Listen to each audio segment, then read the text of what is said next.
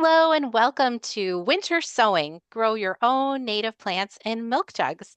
I'm Lexi from Sagmaray Native Plant Community, and I'm here with Kathy. Hi, everyone. So in this video, we're going to walk you through a step-by-step process of winter sowing native plant seeds, and we're going to talk about plants or native plants that are great for this method.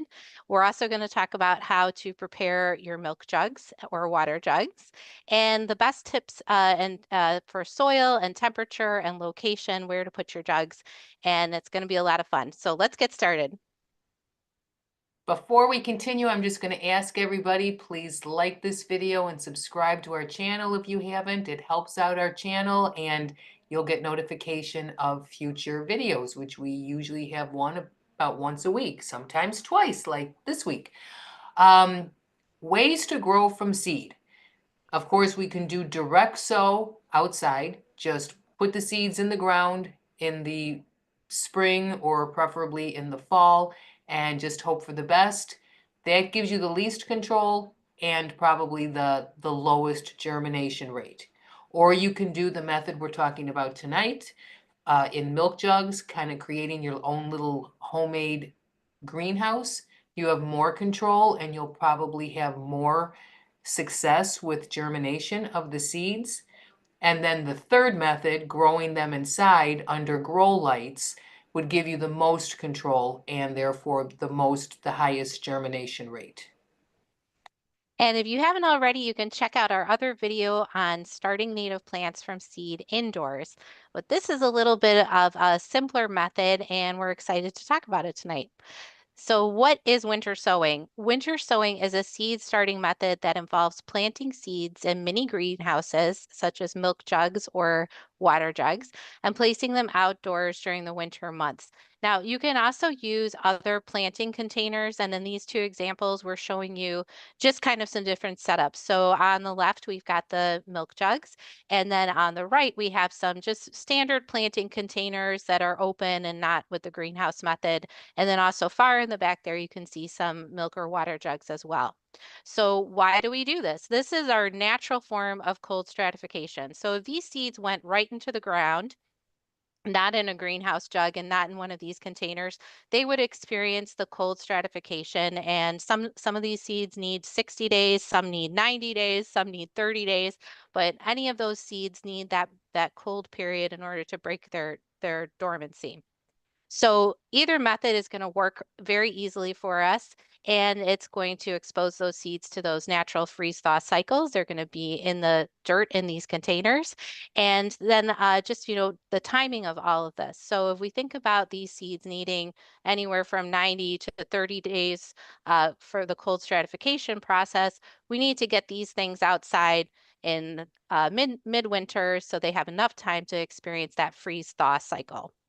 Lexi, do you think that there's going to be any difference in the rate of germination or the success of germination in these two methods, whether it be in the non-covered containers versus uh, the milk jugs, which kind of become a little bit of a greenhouse? Do you think that there would be any difference between those two methods?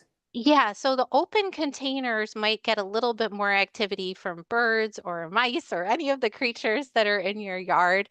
They may find some of the seeds, and that's food for them during the winter. So the milk jugs are a little bit more protected. They've got a narrower opening. Birds are definitely not going to be getting in there, but maybe mice could fit in there. So, it just kind of depends on your situation.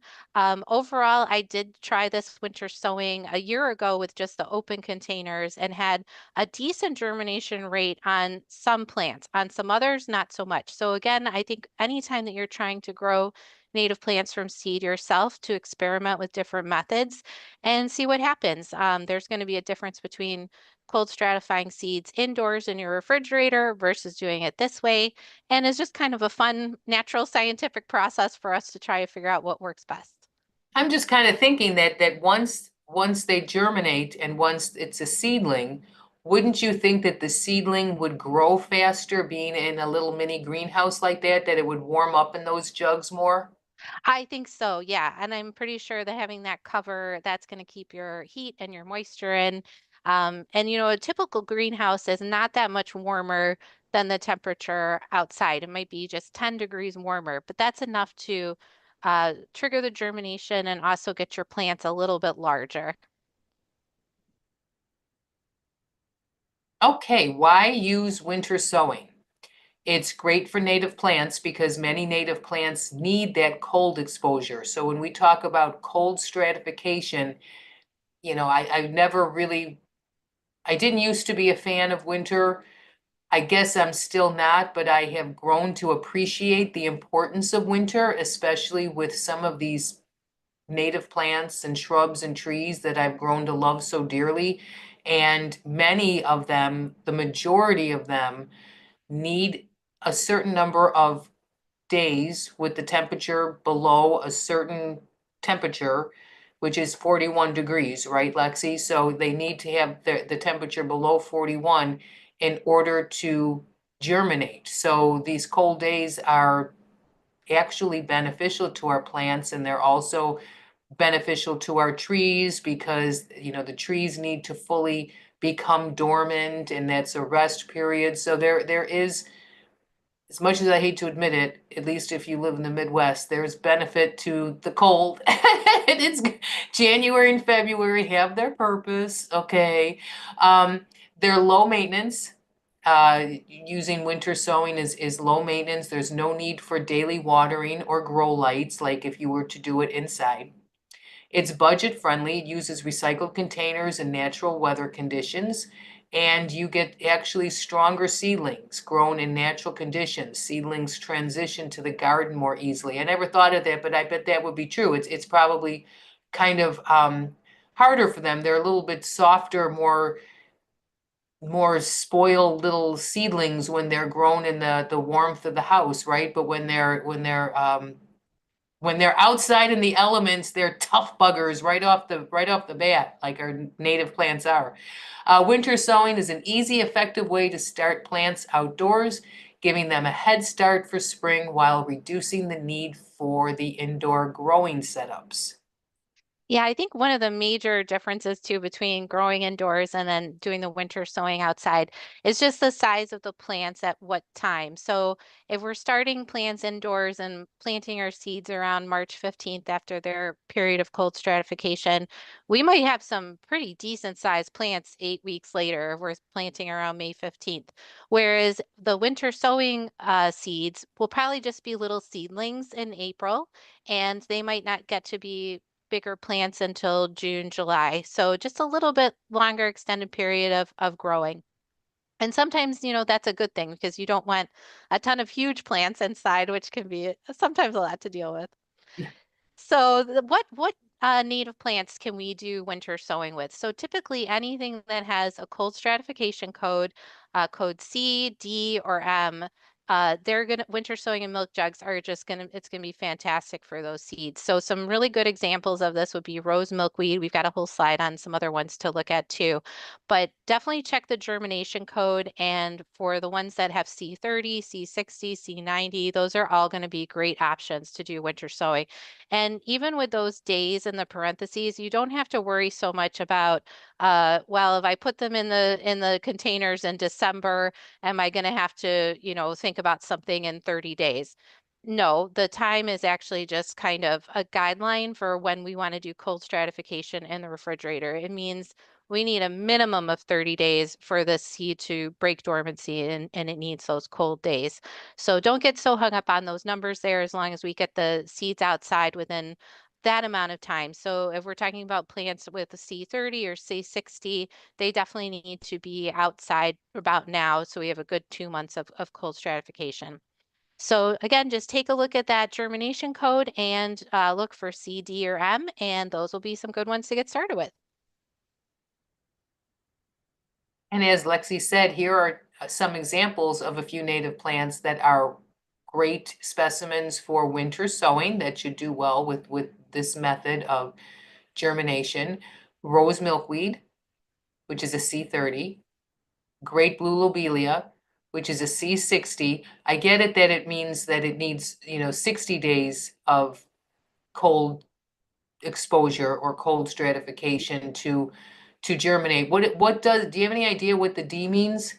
The D means that the seeds are really tiny. So the lobelias are both really tiny. Wild strawberry is another one that's super tiny. And for anything with the D code, you're just going to sprinkle the seeds on the top of the surface and not cover them with any soil. So D means it needs light to germinate and don't cover it with any soil. Gotcha, okay. And same thing with cardinal flower, that's a C60D. Black-eyed Susan, that's a C30, so only needs 30 days of cold exposure. Button blazing star, and I'm assuming all of the blazing stars, all of the Liatris would be like this, a C60. We have our wild strawberry that Lexi mentioned with the teeny tiny seeds. That is a C60D. Prairie smoke, C60. Wild geranium, Jacob's ladder, and wild columbine. Again, all great choices if you want to try doing some winter sowing. So when do we get started? This is the real trick, and it's getting even more confusing with some of our warm spells that have been happening in February and March. I think it was last winter, Kathy, we had some really warm weather in our area, Chicago area. So, you try to get ahead of this as much as possible. It can be very difficult with the holidays, getting your act together and getting your seeds organized and everything. So quite honestly, I felt like I was a little bit late this year, but I wanted to, try and get this video out to help anybody who is considering doing this. What So species did you put in the milk jugs this year? so I've got wild strawberry, which is always one of my favorites because it's such a great ground cover. I'm trying a couple new ones. I haven't grown Rattlesnake Master from seed yet, so I'm trying that out. I've got black-eyed Susans. You can never go wrong with black-eyed Susan. And I've got some Calico Beard Tongue. Again, that's a new one for me to try growing. And then I've also got some Marsh Marigold, which I did grow from seed indoors last year, so I want to try it outside. And there's probably one I'm forgetting, but yeah, just some different ones to try. And I think, again, that's the fun of it, the experimenting and seeing how you get different results doing it different ways.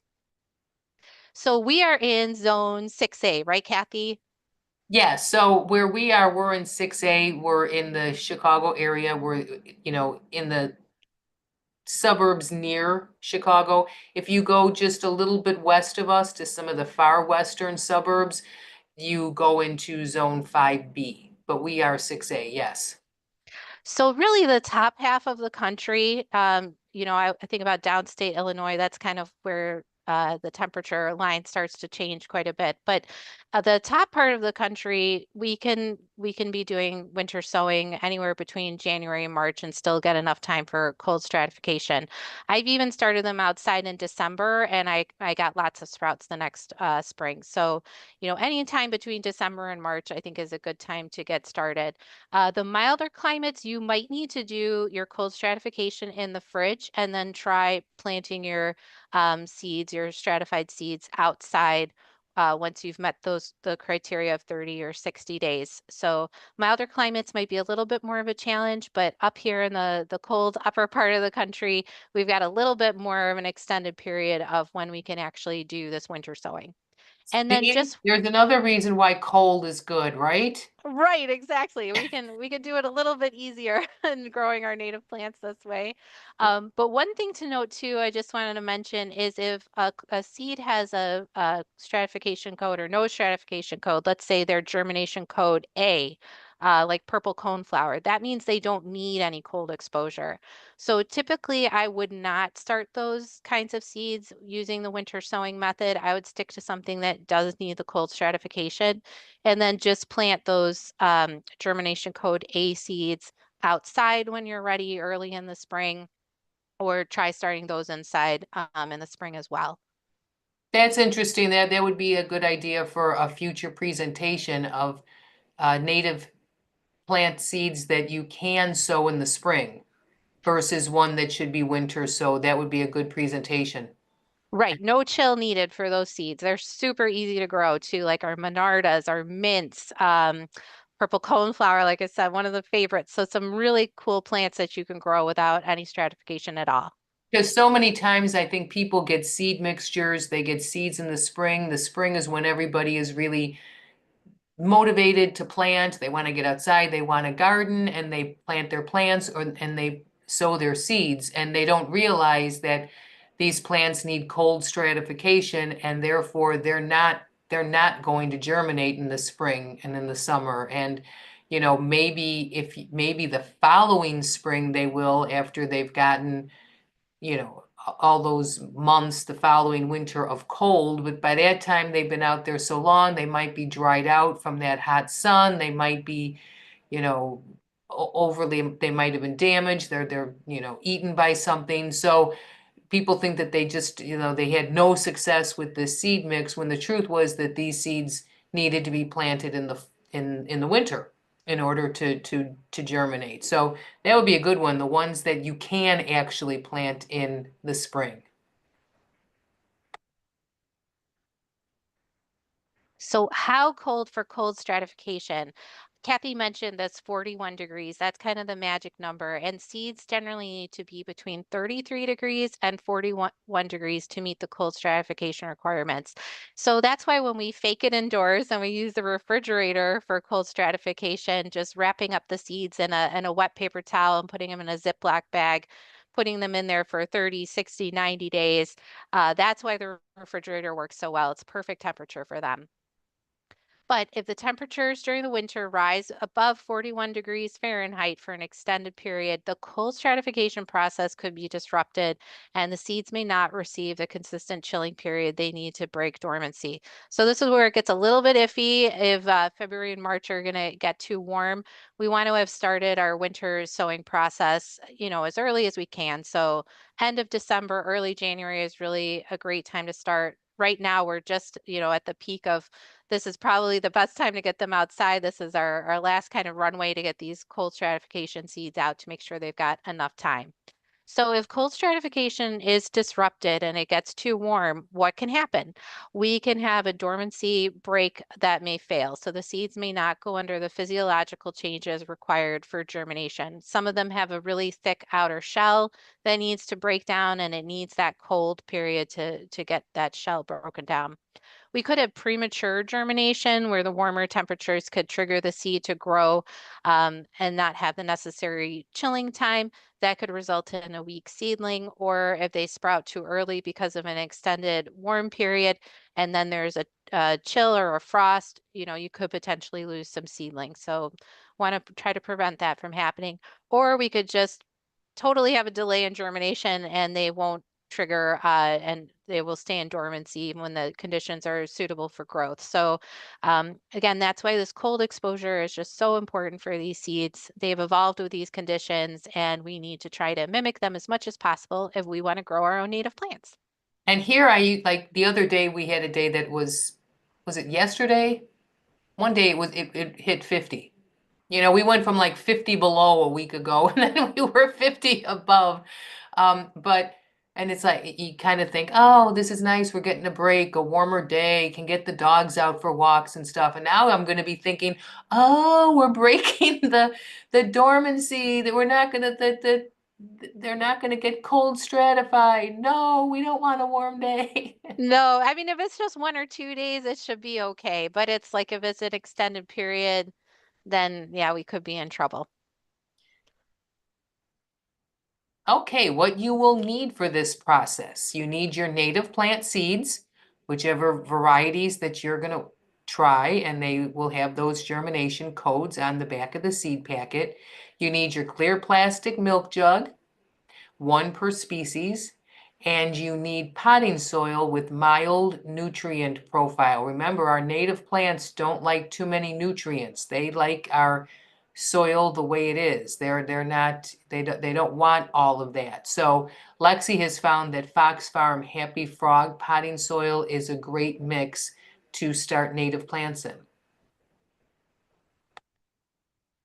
Also, you'll need an awl or a screwdriver, a knife or a scissors, plant tags, duct tape, watering can, and a permanent marker. Mostly all stuff that you're already going to have at home. All right, so we're going to show a little video of how to prepare your jugs. So the first thing you want to do is to put some drainage holes in the bottom. If you don't have an an owl, I can't say that word. You could also use like the tip of a hot glue gun. That could also work, or a screwdriver. Sometimes people heat up the screwdriver like on a gas stove. Um, I don't have that. I have an electric stove. So I was just using the owl to try to poke my holes. But I've got 6 holes in the bottom here. You could do 8 maybe, but this is really good for the moisture to ground contact and make sure it's not getting too soggy in there. And then we want to cut around the milk jug, and you want to leave the area where the handle is attached. That's going to give us our greenhouse effect where we can open and close this thing. And it's actually pretty easy to cut. I know it looks a little dangerous and scary. So if you're doing this with children, which would be really, really fun, get this part ready for them, like do this for them. You could use scissors too. But get the milk jugs ready. There's plenty else that they can get their hands dirty with. So And what there kind we of go. knife are you using? What kind of knife are you using there? Just like a kitchen knife? That's just a new kitchen knife that was very sharp. So yeah, Yeah. good sharpened kitchen knife. Better to go with sharp than something dull. All right, now we're gonna fill it with soil. And here you can see the Fox Farm soil. I'm just kind of obsessed with it. It is really good quality. It actually feels pretty moist straight out of the bag. So here you can see there's a little bit of the vermiculite in there. So that's really good for drainage and it's just really good quality. And we want to make sure that we've got 3 to 4 inches um, growing space with the soil because that's going to give us the right amount of depth for our native plants. So that's where that handle placement is actually kind of perfect for us. So we're just going to take this filled with soil and we're going to start filling it up with our seeds. So there's one ready to go. Have you found that that soil that you like, is that something that is available at a lot of garden centers, or have you mostly had to order that?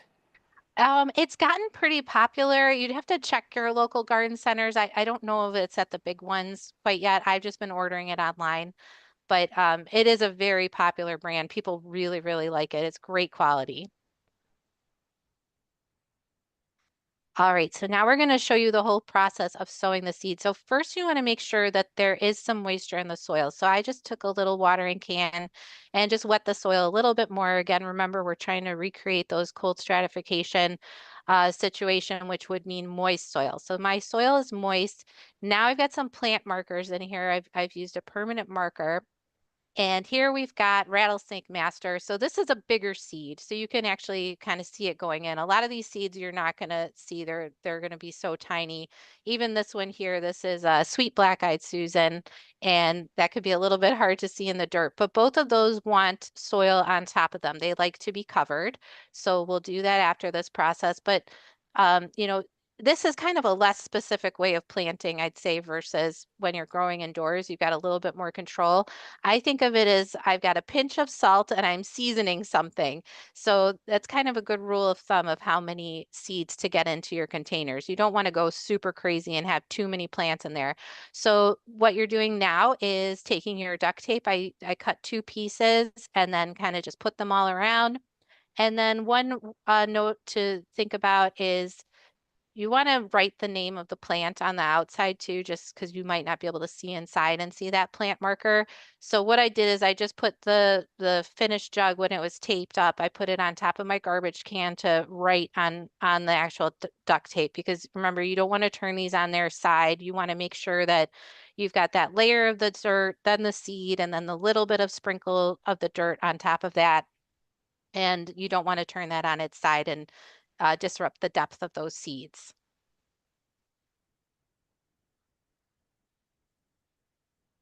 All right, where to place the jugs. Once you're finished with your jugs and once you have them marked and taped, you want to choose a sunny spot.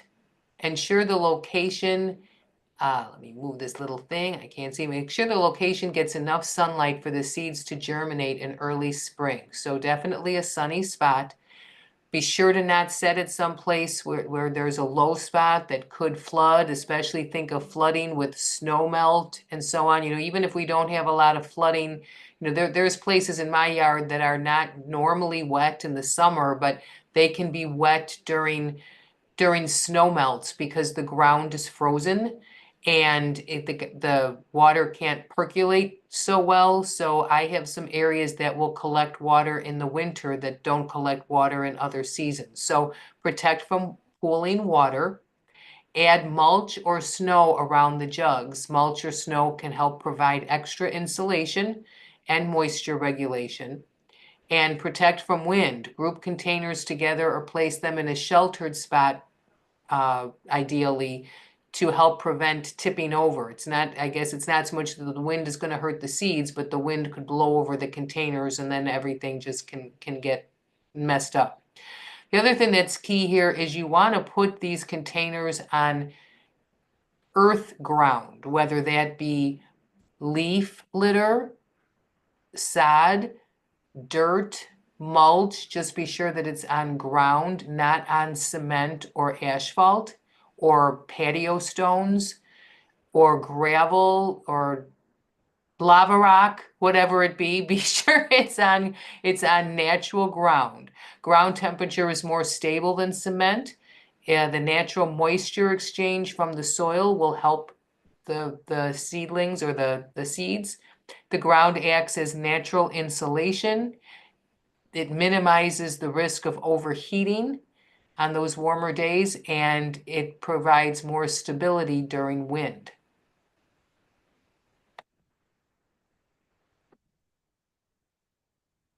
And then you want to monitor your containers. Check your containers periodically. Make sure that the soil stays damp but not soggy. Add water if it dries out during a warm spell. And what do you think, Lexi? Like a warm spell, it would, so you can water it if it dries out, even if it's not warm out, right? If for some reason that it feels like it's not like you're going to hurt the seeds by watering them if it's cold. That's right. Yeah, I think the temperature to really start monitoring is when it gets over 55 degrees.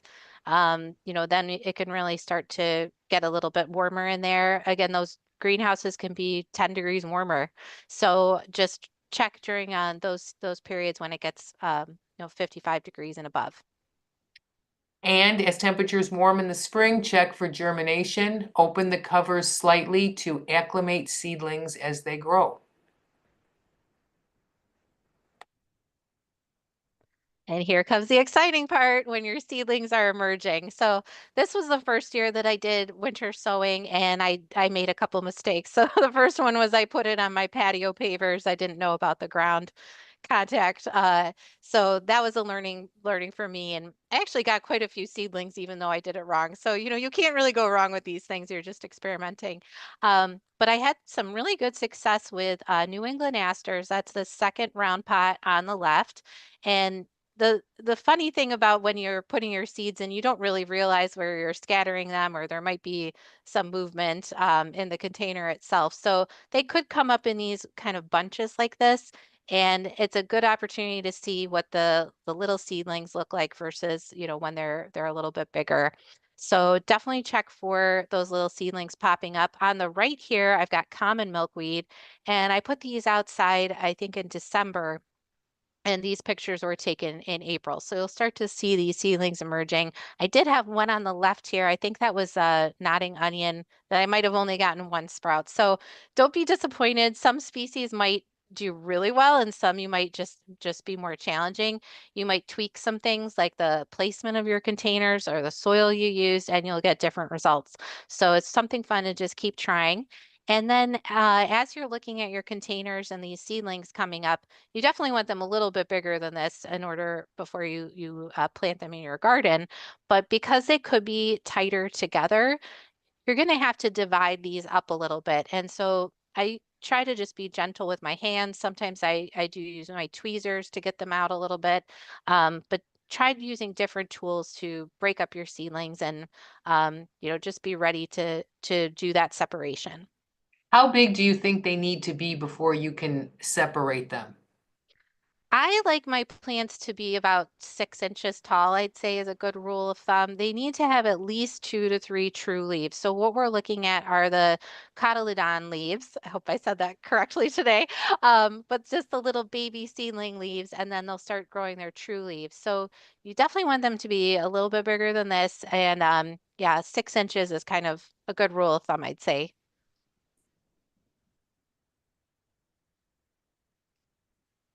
And so just when you're transplanting the seedlings or you're looking for your seedlings growing, just be patient. Native seeds often take time to germinate. That is why we have this cold stratification process. And sometimes it can be weeks or even months after the weather warms. It's all normal. So you may get lucky and see something in April, or it might not come up until June. So just keep checking and keep your containers watered. When you're thinking about transplanting, again, make sure they've got the 2 to 3 leaves, and you'll have to just separate them kind of gingerly to get them into your garden. And that concludes our presentation. Thank you, everybody, for joining us, and we will be back actually this week in a couple of days. We're going to have a native landscaper do a special presentation for us, so we will actually be back later this week. Thank you for joining us, and we'll see you next time. See you next time.